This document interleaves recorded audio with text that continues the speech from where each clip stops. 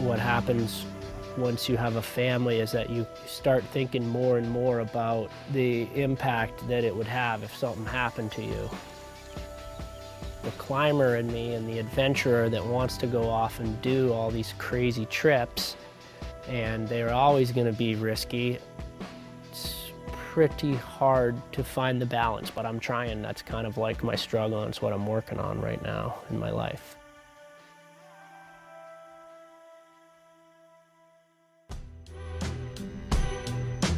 It's exciting to finally be inside the promised land. You know, it's got a lot of potential. It seems like the rock's pretty good.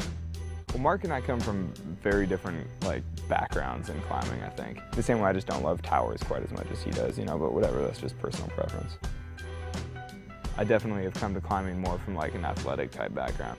To me, it's more about physical achievement. I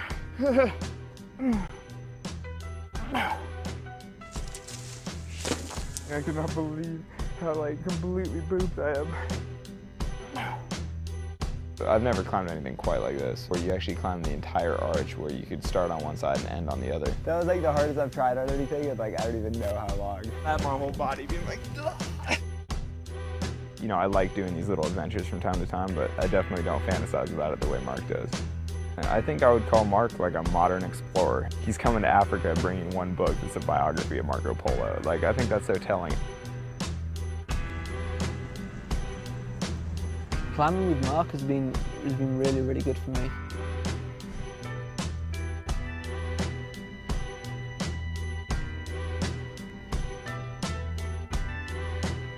He has a bit of a reputation of being able to go to these fairly unknown places, which usually turn out to be a little shitty, but still have an amazing time and come back with non-climbing stories and adventures that are worth more than any climbing ever could be.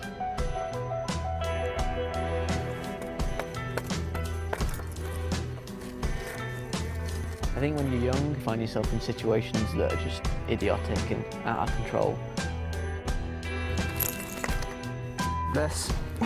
Sometimes I still get a bit carried away, which is great when you have people like Mark who can kind of rein me back in a little bit.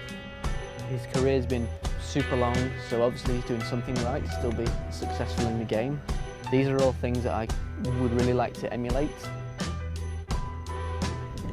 Oh my God.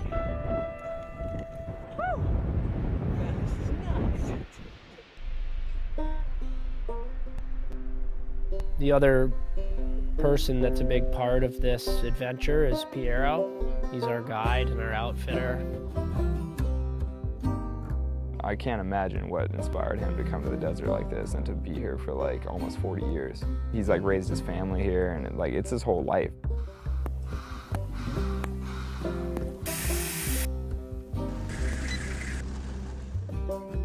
I am 62 years old and I come from Milan, Italy.